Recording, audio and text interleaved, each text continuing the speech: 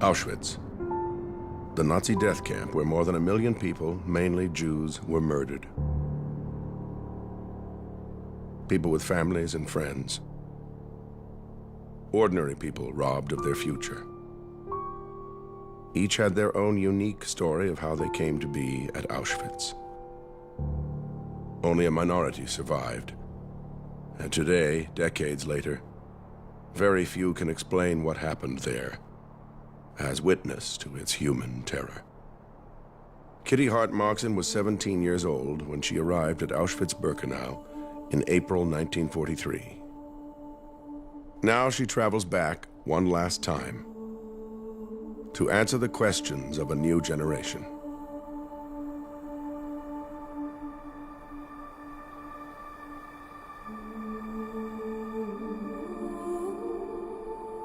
My name is Kitty Hart-Moxon, and I'm a Holocaust survivor. Designed as a factory of death, no one was intended to survive, let alone describe its inhumanity to a world not yet ready to listen. No one wanted to know, no one wanted to hear what I had to say. But I made a commitment that the people don't want to hear, but I'm going to make sure that they will. I've been here many times, but I really wanted to come with 2 girls who were my age when I was here. I want to show them the struggle for survival. What were your first impressions of the camp? There was just the most incredible mud. And then we saw like a glow in the distance. And soon when we got there, we saw ghost-like figures with shaved heads, staggering in tattered clothes, with great big eyes, screaming in all languages and being beaten. And we thought, my God, is this what's going to happen to us? I've known Kitty since I was born. I've known about her story since I was little and sort of grown up with the influence of it. What did you first see when you got off the train? Alsatian dogs. They were barking, trying to get at us. And I wanted to try and understand a bit better how she coped in these conditions and how she managed to survive for so long.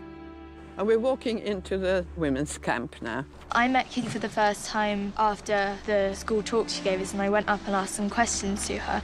And I'm just kind of nervous and excited because I want to see it from a different perspective that I may have seen it in class. And you see these stumps? These are the chimneys of the wooden barracks. What happens to you when you were in those formative years, age 13 to 16?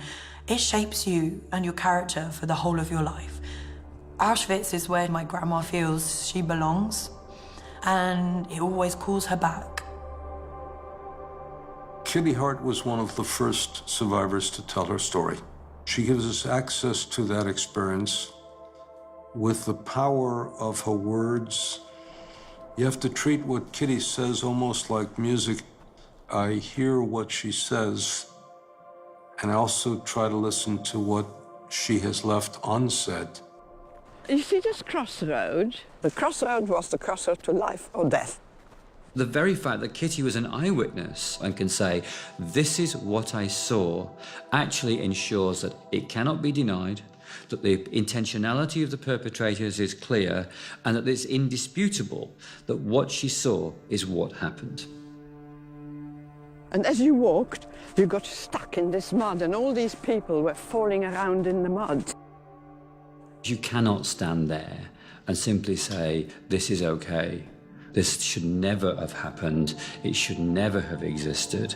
And as a human being thinking about the experience of others, you just realize this is no place for anybody to have ever been.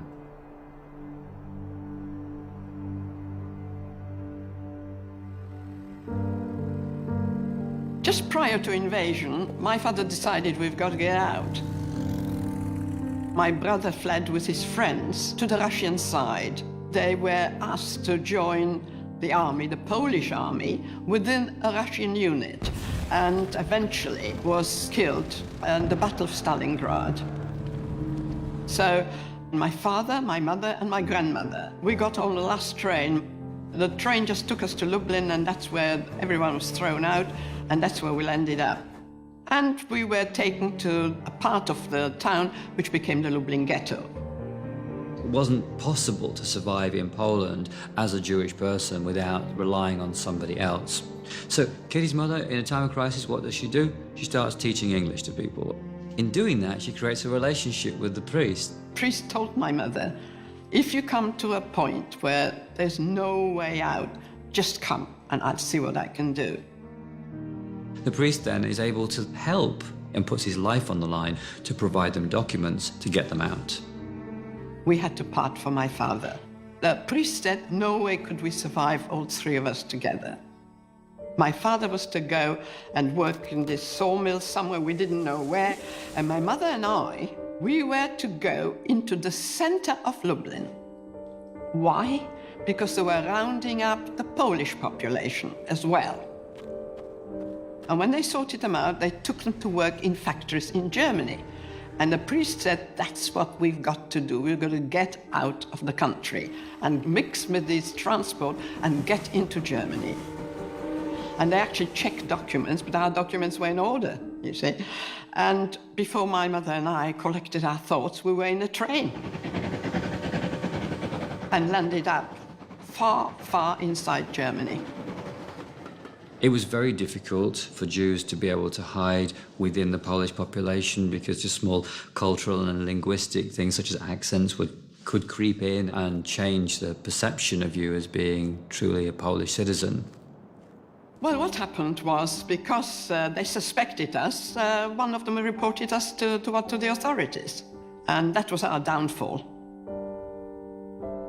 Kitty was arrested for illegal entry into Germany as Leokadia Dobrzynska and sent for interrogation. The Nazis wanted to know the source of their false documents. The irony of the Nazis was they could create death camps and murder Jews with impunity, but if somebody broke a law, they had to go through the penal system, which was complete nonsense because they could have simply deported them to Auschwitz as Jews. But because the legal system didn't allow it, they eventually were deported to Auschwitz with a death penalty for immigration charges. So we were told we were going to be executed by firing squad. It was a brick wall, and we had to face the wall with our arms up like that, standing facing the wall. And then there was a huge explosion. And I thought, God, I haven't been hit. There was a great laughter. They said, oh no, we're not going to kill you. What's going to happen? We're going to commute your death sentence to life imprisonment in Auschwitz, and we're going to hand you over to the camp. They'll find out where these documents came from. So we were in a train that was specially converted to transport prisoners. And we traveled 48 hours standing before we arrived in Auschwitz. Well, we had absolutely no idea where we were. It was dark. What did you first see when you got off the train? Well, the thing opened up, and you heard an awful lot of noise. Were you scared? Well, we were scared of the dogs, Yeah. and then the great big women with whips, and they were whipping everyone and urging everyone to run, run, run, everything at a running pace. Suddenly, there was a weird kind of stench, and the closer we got, the worse the stench became. And my mother said, what a curious place there. Can you smell? Can you smell roasting meat? I said, yes, I can. She said, do you think they're roasting chickens here this time of the night? I said, I don't know. Kitty and her mother were sent to Birkenau, the largest of the 44 camps in the Auschwitz system, where they were processed and sent to quarantine.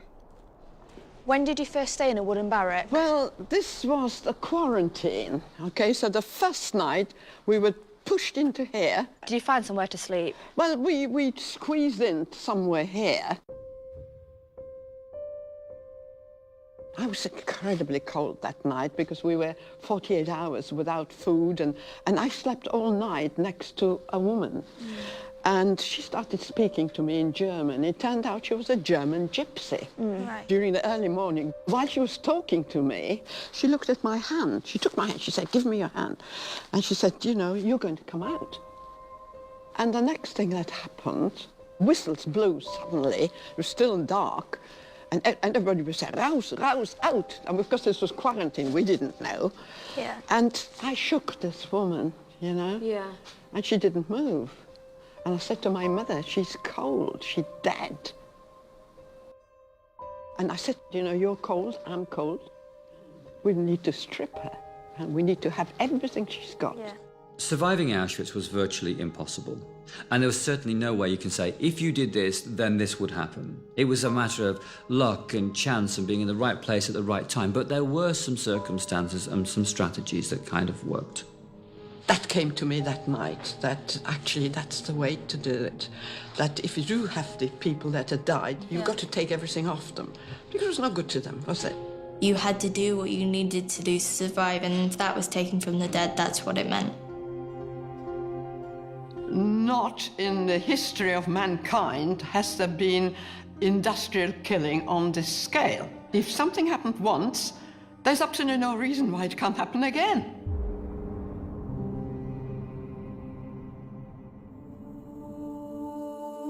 In 1943, Kitty was assigned to work on a new rail line into Birkenau called the Ramp. In 1944, she watched as transports of Jews from Hungary started to arrive. What was the importance of the ramp? People arrived in cattle trucks, and sometimes 7 or 10 trains would arrive in say, 24 hours, and people were sealed in, almost airtight, just a little bit of air coming through the slats. Sometimes the trains were sealed here for hours before they were allowed to unload. Did people die in the trains? Yeah, a lot of people died before they arrived here. Some people travelled 7 days before they arrived here. Did anyone have any idea what was happening when they got off the train? People had not the foggiest idea what was going to happen. Of course, there were people coming from the ghettos, so they didn't expect anything, you know, good, obviously. Everything was very nice and quiet because they didn't want people to panic. So loudspeakers were here telling people, well, there's a lot of typhus here, and so you're all going to be disinfected, and we've got to split. We went from women and women with children. Leave your luggage, you're going to get your luggage later. And then someone came, right, left, men this way, women with children on one side. Younger people are younger, you can go that way. Oh, you're older, you take your child with you, it'll be fine. You take your child, we're not going to split you up. It was shocking to see that you stood in the exact same place as those people did once. At the ramp, women with children and the elderly were sent directly to their death. And if you were young and able-bodied, and if at that period of time they needed workers, then you were chosen for slave labor, which essentially meant that you were chosen to die slowly, not to die immediately in the gas chambers. Let me tell you, at this point, families were split, never ever saw one another again. So some of the men were taken this way, okay. Some of the girls that were selected to go into the camp were taken through there. You were just told to go that way. And you know the road there, where does that go? The gas chambers. That's it.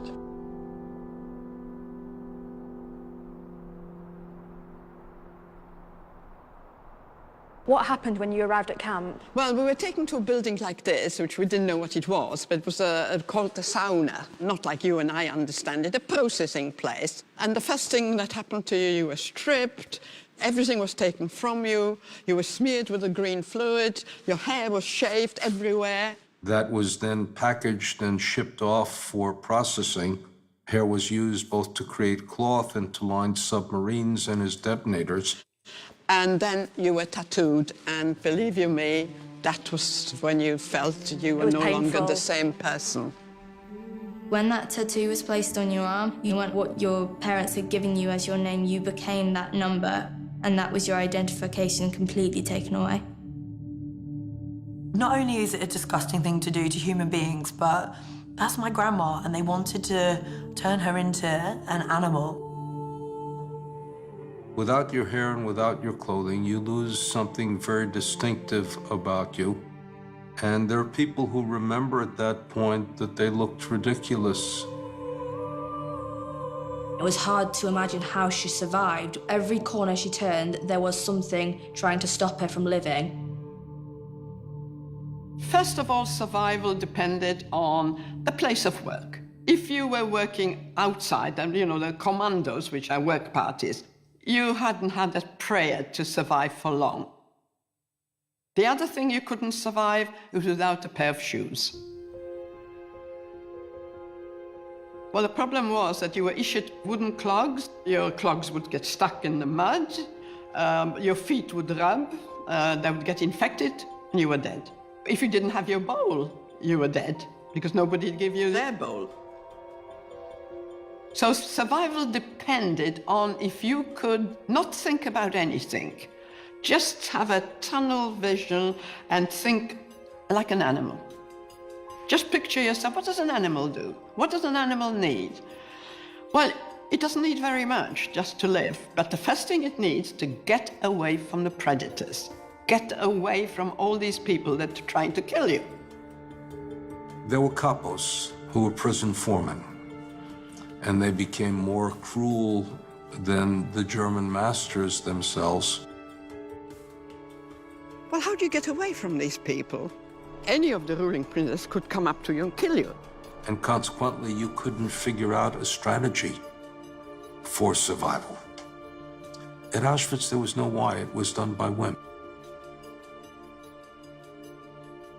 Did you know that the wooden sheds were actually meant for 52 horses? And so they put these bunk things up there. And there were 1,000 people in there. And 1,000 people inside, that's right. What happened the first thing in the morning when you woke up? You were woken up with the sound of whistles, roughly around about 4 in the morning. So roll calls took place twice a day, and roll calls was one of the greatest terrors of the camp.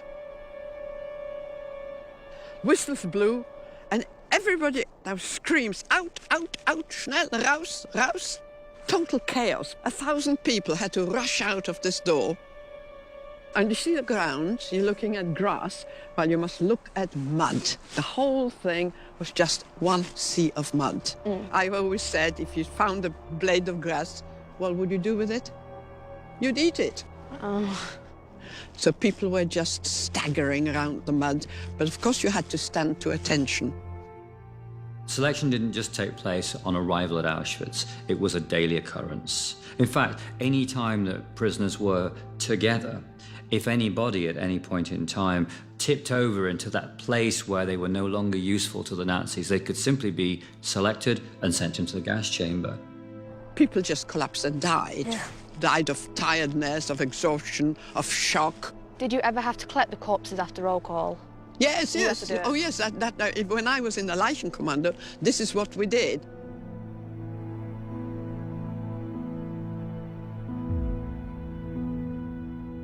Well, I don't know if people realize, but when you are hungry, hunger is a total obsession. You're just thinking, hunger, hunger, I must have something to eat. I must. If I don't eat something, I'll die. It depended where you were in line as to how much nutrition you got. If you were at the beginning of the line, you got pure water. If you were at the end of the line, you had a problem because they might run out of food.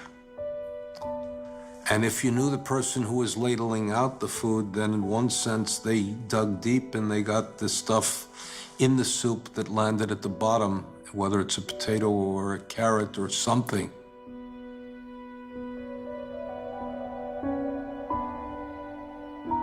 Hunger is the worst thing that anybody can experience, I think.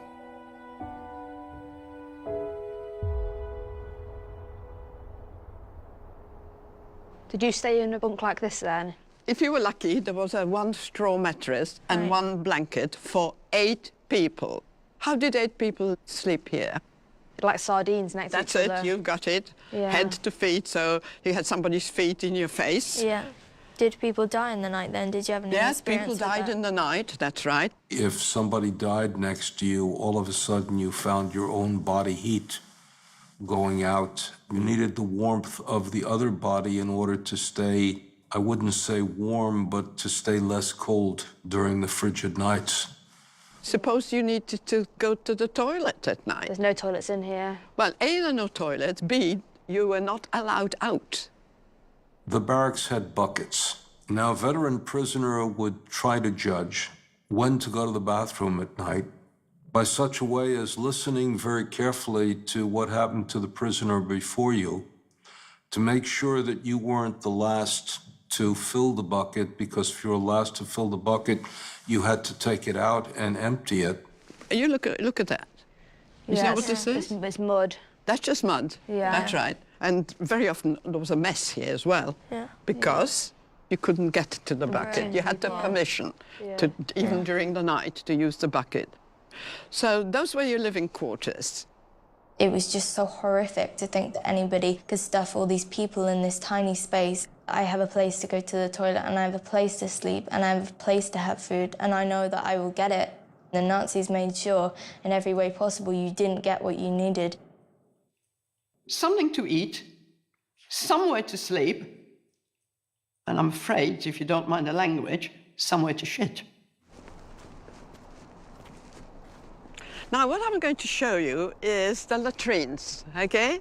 Now, you see that entrance? Mm-hmm. Thousands had to get through this entrance. And, of course, there was a functionary prisoner in charge and wouldn't let you in. But did you know, I worked there at one stage, so let's just show you what it was like.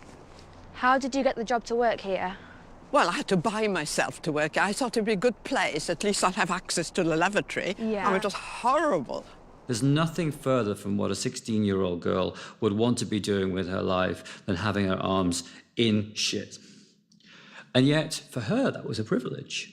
Because when she was in the Scheißkommando, it meant that she wasn't digging a ditch. She didn't have somebody flogging her to death because she couldn't dig fast enough. She wasn't actually freezing to death because she was inside.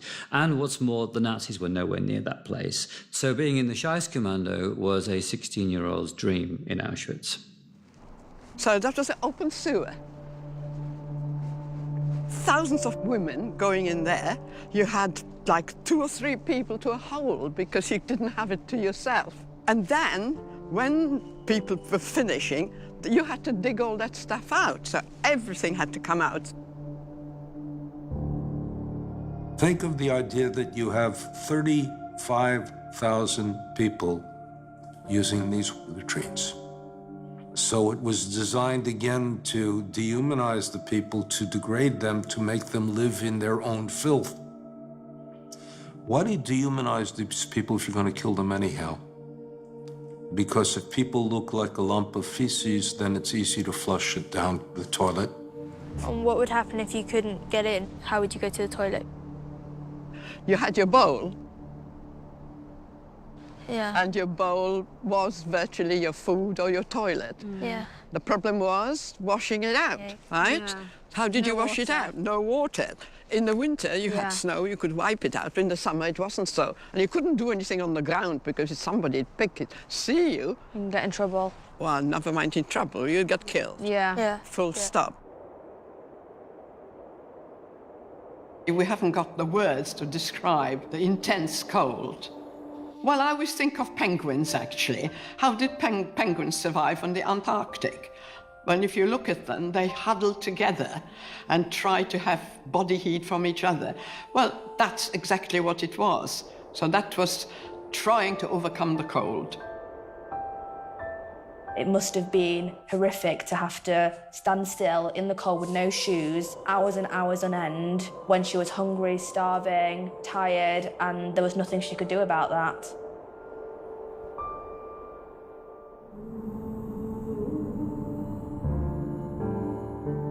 During a selection, there was most feared, because there you knew, at random, you could be selected to die. So fear, that was the greatest fear, selections.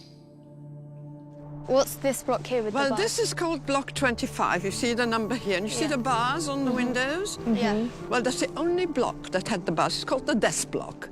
Block 25 was the place where inmates, once they had been selected, were sent to await death.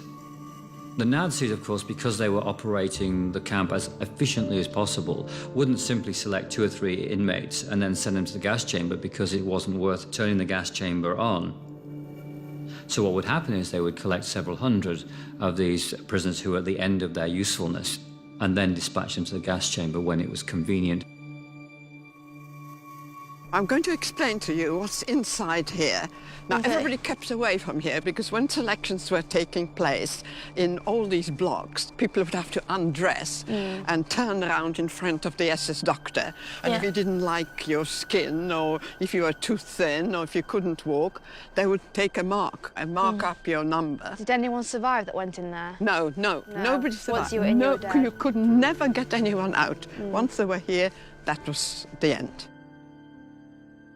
You were very taken aback by it. Kitty told me that they had no clothes and you could see that their hands were through the window begging for food or water or anything. The reason Block 25 has such a prominent place in her memory is, of course, because all of the inmates in the women's camp could see it. It was right alongside their own barracks. They could hear the desperation of the women that were in there, knowing that there was literally no way out. Of course, everybody kept away from me, and when they opened up the doors, It smelled. the stench went right through the camp.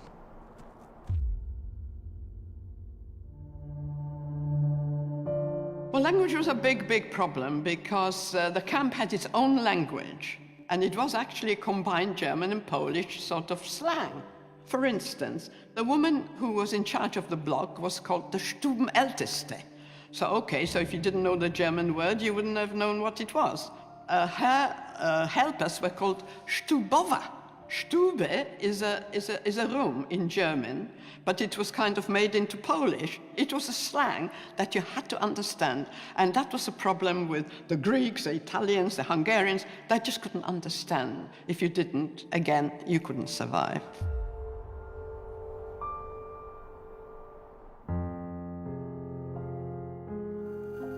I lost my friends all the time. And that was the worst of it, that you had your friends, you established a contact, you already had someone that was, had access, and you could get this, and you could get that, and you could get a bit of food. And then, all of a sudden, they were gone. Just having somebody that you knew that could help you in a given moment in time could be the difference between life and death. Everybody needed the friendship or the sense of I need you to be able to mediate a situation that wasn't designed to allow you to live. What were the white things on these fences? Now, if you look at these white things, that's high-tension electric fencing. You are very, very cautious not to go too close, because if you did, you committed suicide. People commit suicide often. That was the easiest way out. You just touched the fence and you were dead. And if you touched this person, you were dead as well, because electricity would pass through your body to the next person. Or you were shot from the watchtowers if you came too close. So yes, people went on the fence, yes.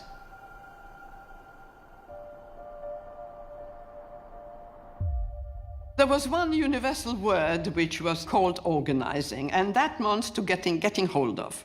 Didn't matter what it was, whether you bought it, whether it was stolen, whether you found it, it was all one word, and it was called organizing. I organized some bread, I organized a pair of shoes, I organized something to wear. So what did women do? They always tried to get 2 or 3 together. 4 was the best. One working in one place, one working perhaps had access to the toilet, like I did at one time. One had access to water. One perhaps had access to some clothes, to the sauna. And that's how you exchanged. And that was the mutual support that was absolutely vital to survival. If you didn't have that, you couldn't survive. We're going to Block 12, because all that was part of sick bay. Did you come here a lot then? I tried to hide there just to conserve my energy. My mother sometimes would hide me somewhere. Kitty's mother was a very highly educated and cultured woman. Once she got into the Holocaust, her knowledge of German was going to be really important to her. She had both the physical attributes and the mental attributes to be able to work her way through very difficult circumstances. And my mother worked right throughout the time. She was working there. She was supposed to be a nurse, but of course you couldn't nurse anyone. My mother psychologically tried to keep people alive by simply begging them to live another day. Working in the hospital meant that her mother was able to help Kitty Between the two of them, they could work together to enable just increasing the chances of survival a little. My mother was working in an infirmary, an infectious block. So when I had typhus, I was on my mother's block. And I was lucky enough to be told I'll be able to stay and work within within the infirmary. So I was a glorified cleaner, but really my function was to bring the bodies out that died. People died during the night. Some of the bodies were up there. So two of us had to climb up there and get the corpses down, drag them all the way and stack them up outside. And I actually hid some of my friends here. I managed to bring them in here because I had access, but I told them it was the most dangerous place to be because nearly every day the SS doctors would come in and carry out selections. They would sit people up. Sometimes they had to jump. If they couldn't jump over this heating channel, they'd be killed. Of course, the sick couldn't get down, so the SS doctors would just, with a chalk, mark up a bunk. Well, of course, we know what happened. Dr. Mengele came and said, today we're emptying this block, which meant today they're all going to die. Did they know what was happening? Well, they already knew what was happening, so we had to stand like this, in a circle, holding. And that's when I lost most of my friends.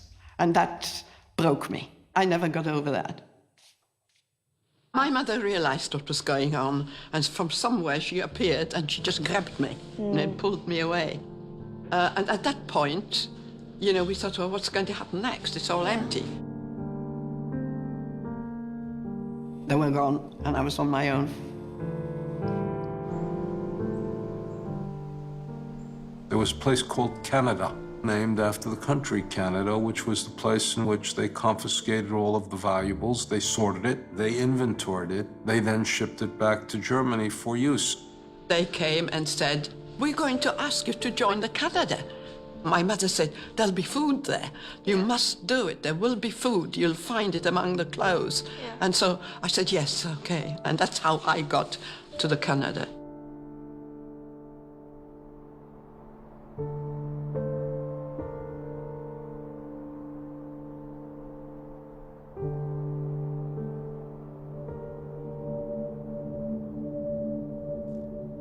I'm going to tell you why I've brought you here. Thousands upon thousands of people were brought in with all their belongings. Yeah.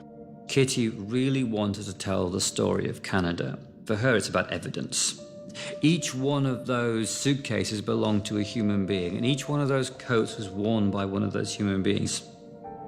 What she's trying to get across to us, I think, is just the scale of the killing based on the scale of that site.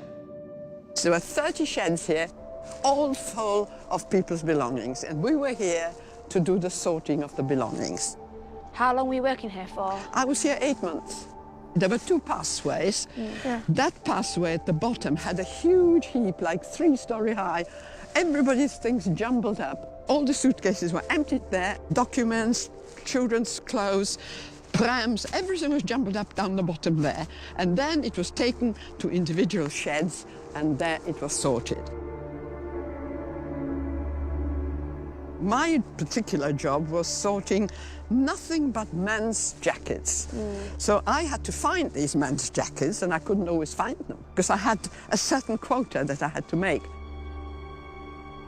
What happened if you didn't make the quota? Oh, you got punished if you didn't make the quota. And in the shed was a long table, like a trestle, and you put the jackets on the trestle, and you opened up all the seams. What do you think was in these jackets? Lots of jewellery and... Lots of jewellery, diamonds, jewellery, money of all different denominations. Did you always give everything in, or did you sometimes hide it and then... If you kept one single item of any value, that was the end, because it was constant inspection, so you couldn't keep it. And we found a lot of paper money, as you can imagine. Yeah. What do you think we did with this paper money? Because it wasn't any good to you. You couldn't buy anything. What did we do with it? use it as insulation? No, we use it Toilet as paper. toilet Toilet paper. paper. Yeah, well. All current dollars, kroners, whatever currency there was used as toilet paper. One of the SS who took us to the Canada made a speech, and he said, because you're here, you're never going to be back in the main camp, because what you see, we cannot allow it. There's only one way out of here, and that's through the chimney.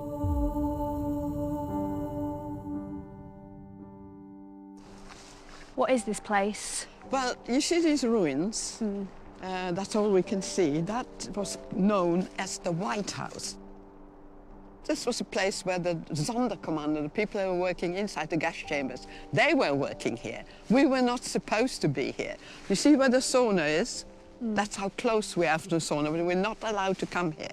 However, on about 4 or 5 occasions, I managed to pass this place, and the circumstances were that we took some clothes in hand carts, and we were told to take those hand carts back to the main camp. Now, the SS woman that accompanied us, she didn't like going in between the fences because she was afraid that she was going to get electrocuted.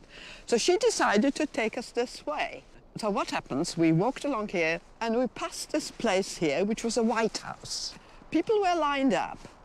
Mostly men were lined up here, all a line of men.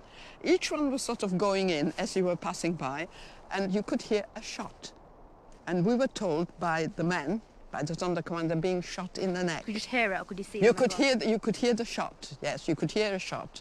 Now, the other thing is that she said, you mustn't look around, you walk and you keep your head down.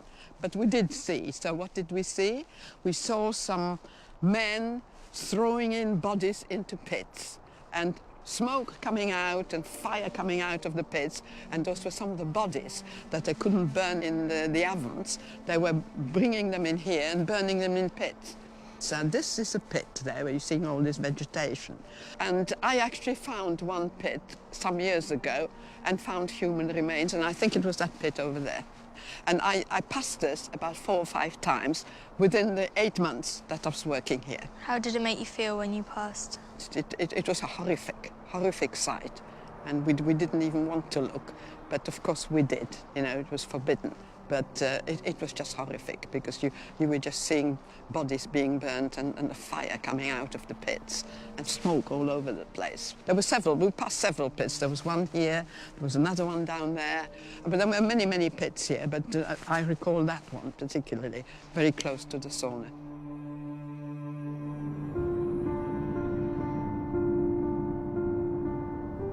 This is where people died. The killing part of Auschwitz. I know you can't see anything. Everything was burnt in that area to erase all traces of murder. In 1944, 5 gas chambers were working at full capacity. Kitty Hart-Moxon was placed in the Canada section at Auschwitz-Birkenau, right alongside crematorium number 4, where Jews were being gassed every day. Right at the back of the fence was the gas chamber and crematorium number 4. Right. And we had a direct view into that gas chamber. See this wood there? Yeah. That's where groups of people were sitting. Small children running around. They had no idea what was going to happen. They were herded into the crematoria. There was an undressing room. And people were told, remember where you hung your clothes because you're going to get it back. We had no contact because we were behind the wire, and also it was very dangerous. You were not allowed to communicate. Yeah. It wouldn't have helped. No. If you would have told these people when you know you're going to die, is that the help? No. It isn't. We felt it's better they don't know. And as they were herded into the gas chamber was sealed. One of the SS personnel would put on a gas mask, and he would climb up on a ladder with a tin in his hand, and he would throw in some powder. That was a gas. And then, all of a sudden, you just had the scream. The crematorium gas chamber was a huge, thick walls. You could hear the people actually suffocating there and screaming. And eventually, after 20 minutes, it was quiet. The Sonderkommando who worked in the gas chamber reported that people climbed up on top of each other, and they sort of were in a sculptural pyramid. The gas was evacuated, and then they were taken to the ovens, and there was a dissecting table. They opened them up to make sure that people did not die with something valuable inside themselves. What Birkenau essentially did was to reduce the human being to a consumable byproduct of the killing process. And the very next thing you saw was the men with wheelbarrows taking ash and dumping it in the pond at the back. Do you think I could actually believe it? No. Did you and your friends talk about it, what you saw? We tried not to talk about it. We knew it was happening, but, you know, we decided we mustn't talk about it. Don't look, don't look. Yeah. We know it's going on, but don't look at it.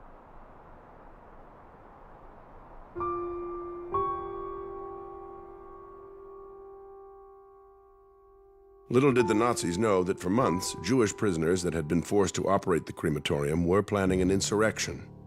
On October 7, 1944, Kitty was witness to the uprising that day. There was just a loud noise. And when this noise happened, we thought that was it. My friends and I, we threw ourselves down, just like that, cover our heads, lie flat on the ground. Armed resistance was not a decision whether to live, but most often a decision how to die. We do know that there were resistant movements. The Poles had the resistance movement, the Jews had the resistance movement, but we never knew who these people were because it was so incredibly dangerous. We didn't know it was uprising until we saw the men actually come over. They seemed to have cut part of the fencing, because that was electrified fence. Yeah. So they seemed to have cut the fence and run over, and they tried to escape somewhere. Yeah, I don't know where, but they were running all over. And we were just lying down, spread-eagled, because that was the safest thing to do. There was a general shootout. They came in on motorcycles with machine guns, and I think they got most of the men. Kitty was also a witness to the fact that Jews did not go like lambs to the slaughter, that they were thinking about what they could do to overcome the Nazis, and with absolutely no chance whatsoever to get hold of the explosives, to be able to overcome the tight strictures on them. These Jewish people did that. Following the uprising was a huge inquiry, like a whole roll call with an inquiry. And during that inquiry, one of the SS women came and called my number, 39934. And I was transferred back to the main camp. And I had no idea why. I found out later it was my mother who managed to speak to one of the commandants and told him I'd been working 8 months there and that she was being evacuated, and asked him if I could be evacuated. And that's what happened. So why do you think that he let you go? We don't know. We don't know. I think my mother spoke this perfect German, and she didn't beg, she didn't crawl. She just got up there and spoke, asked to speak to him in a proper manner, and I think he took it on board and called my number. Well, I was transferred to the main camp. We were on this list to be evacuated, and my mother looked around and she thought, oh my goodness, we are all with these functionary prisoners. I wonder if they'll kill us. And we were put into a cattle truck. And my mother made a speech. Just remember, we are leaving here. We are all equal from now on. We will no longer have your functions. And remember, we may need one another's help. So, from now on, you're all going to be friends. And that's what happened. After leaving Auschwitz-Birkenau in November 1944, Kitty and her mother went through a further 6 camps and several death marches before finally being liberated in Salzwedel, Germany, April 14th, 1945. Liberation was at best bittersweet. It meant that for the first time they had to confront loss. Loss of parents, loss of spouses, loss of children, loss of entire communities, loss of entire worlds. And for years they had guarded themselves from feeling anything, and once they felt the feeling of vacuum, of emptiness, sometimes shattered them. You tried not to be emotional about anything. If you did, your emotions would just take over and you couldn't go on. That a civilized nation would take people on a train, bring them to gassing, annihilate them, confiscate and recycle the elements of their body, and do that systematically day in, day out. It's inconceivable. How could this happen? I felt very ashamed at the world and very just upset that this could ever take place. Some people see it as just a time in history, but they don't understand how it relates to us today. We are the ultimate proof of her survival. If she hadn't found the hope to keep on going, I wouldn't be sitting here. Now, what I want to show you is, what's this water? It's incredibly important to tell you about this water. Women, men, children, all, that's their final resting place. Just as a cemetery.